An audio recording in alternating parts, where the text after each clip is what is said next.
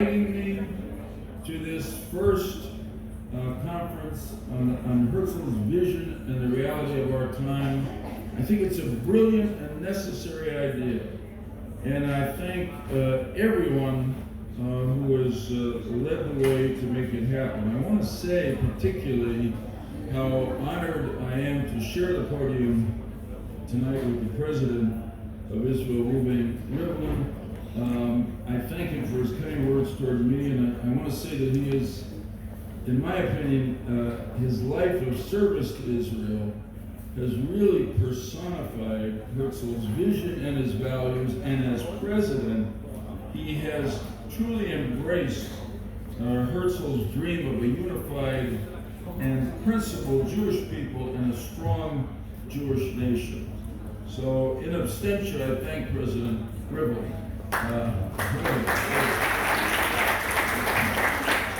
Somebody said to me once early in my years in Washington that in Washington you will know somebody really thinks well of you if they praise you when you're not in the room, because they will all praise you when you're in the room. So please tell President Lieberman because that really comes from my heart. When Itamar invited me to speak, he said he thought I was in a unique position to participate in this first conference, both because, as he was kind enough to say, I have been a leader in American government and also a devoted Zionist, and that's what I will try to do.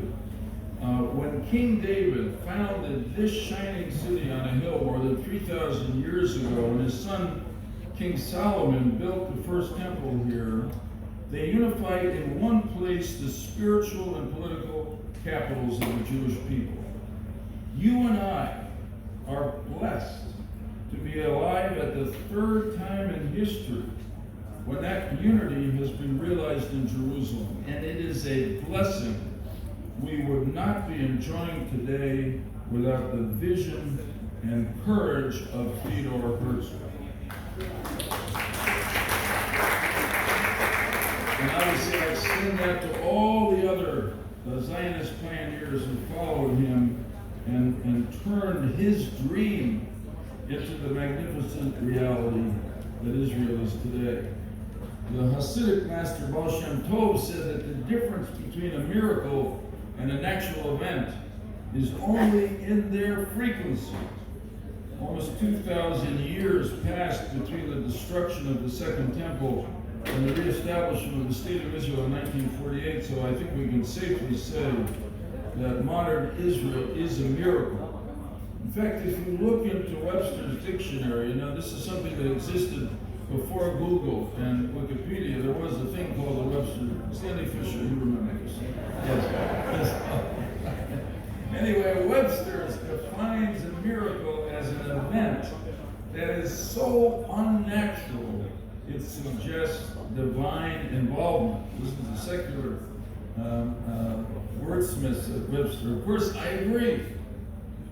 I am sure that there was divine involvement in the reestablishment of the State of Israel, but I also know, as you do, that it would never have happened without the initiative and leadership of men and women who, like Herzl, stepped out of the passive crowd to act to change history. That is, after all, the paradigmatic relationship between God and man in the Torah, going back to Abraham, but I think most powerfully in that great moment at the Yam Suf at the Red Sea when Bnei Israel is trapped between the water and Pharaoh's oncoming army. The people panic. They plead to Moshe. Moshe prays to God for a miracle. But God essentially says, in my translation, this is not the time for prayer. This is now the time for action.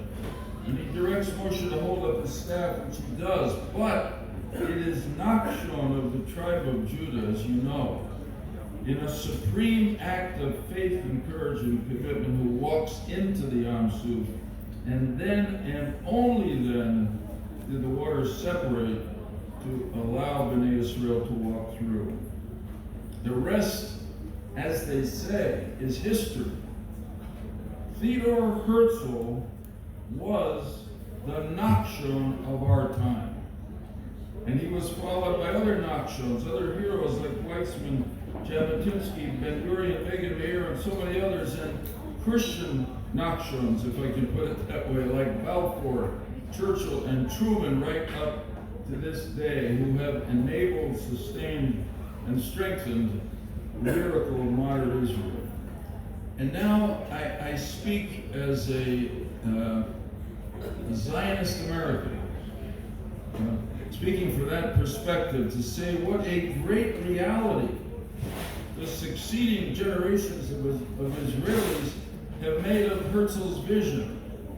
As Dr. Levy said, and I agree with him, the vision has not been perfectly realized, but a lot of it has. Look around you here in Israel as frequent visitors like Hadassah and I do, and we see a thrillingly diverse people, realizing the prophet's vision of an ingathering of Jews from the four corners of the world, a vision that Jews prayed for every day for centuries, and then Herzl acted.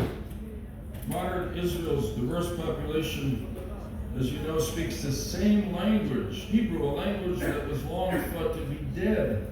As far as anybody knows, this is the first time a language has literally been reincarnated, and all the better by a nation restoring its sovereignty and its ancestral homeland. What else do we see as visitors? Here we see a world-class economy, ripe with globally significant innovation and entrepreneurship, and may I say, a rather superb banking sector as well. Just thanking our host. Israeli culture is also unique, rich, and diverse, producing movies and television shows, I can tell you, from the American perspective, that now draw not just audiences, but cultish audiences in America and throughout the world, thanks to Netflix.